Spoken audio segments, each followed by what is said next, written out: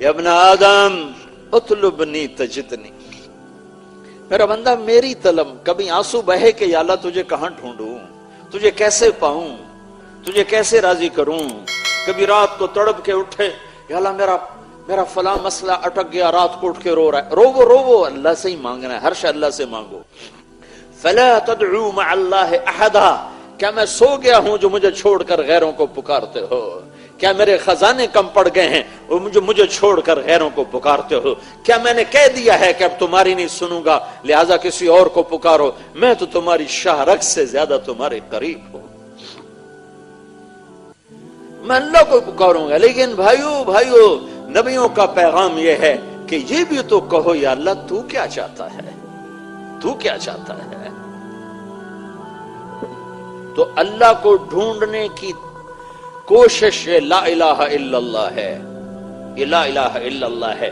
اور اللہ کو پا لینے کی کوشش محمد الرسول اللہ ہے.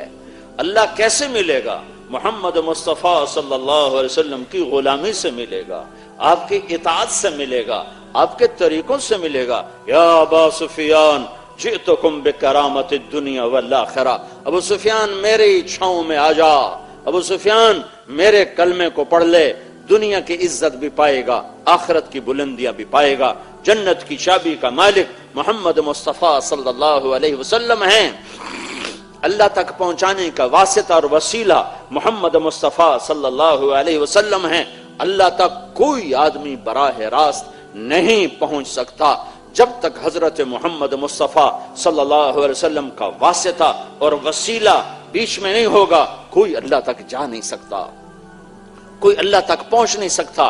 اللہ کو پانے کا ایک ہی راستہ ہے، وہ لا الہ الا اللہ کے ساتھ محمد الرسول اللہ جڑا ہوا ہے. آپ نے اللہ کی بارگاہ میں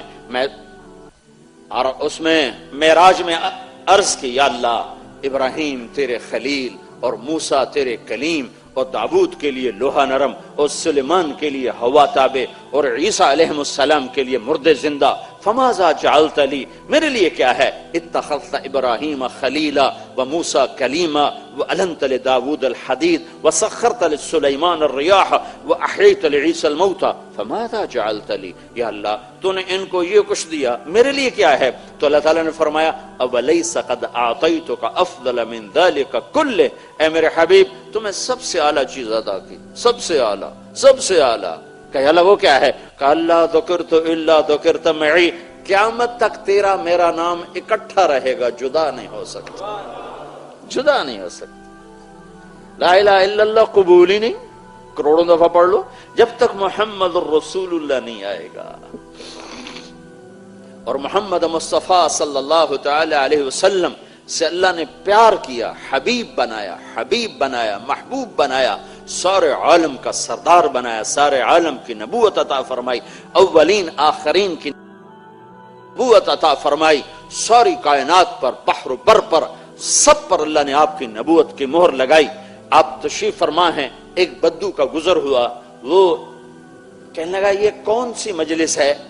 تو ایک شخص نے کہا یہ اس شخص کی مجلس ہے جو یہ کہتا ہے میں اللہ کا رسول ہوں. تو اس نے اپنی اونٹنی کو موڑا اور آپ کے سامنے کھڑا ہوا اور اونٹنی سے اترا اور ایک گوہ ہمارے ہوتی ہے بڑی چھپکلی لگا لو اتنی بڑی ہوتی، یہ عرب کھایا کرتے تھے جاہلیت میں، بڑا بدنما سے جانور ہے، اسے وہ شکار کر کے لٹکا کے لایا ہوا تھا. کہنے لگا تو ہے وہ جو کہتا ہے میں اللہ کا رسول ہوں؟ آپ نے فرمایا ہاں میں ہوں جو میں کہتا ہوں میں اللہ کا رسول ہوں. تو اس نے اپنی گوہ کو کھولا رسی سے، مری ہوئی شکار زدہ، اور آپ کے سامنے ایسے پھینک دیا اور کہنے لگا یہ اگر کہہ دے تو اللہ کا رسول ہے تو میں تمہیں مان جاؤں گا ورنہ کبھی نہیں مانوں گا. اور ایسے بڑا مطمئن ہو کے کھڑا ہوا کہ مویا تا بندہ نہیں گل کر سکتا ہے تو جانور، بھئی مرا ہوا تو انسان نہیں بولتا تو جانور تو زندہ بھی نہیں بولتا، مرا ہوا کیسے بولے؟ تو ایسے کھڑا ہو گیا.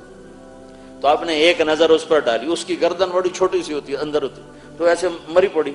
تو آپ نے ایک نظر اس پر ڈال کر کہا یا باب اے گو.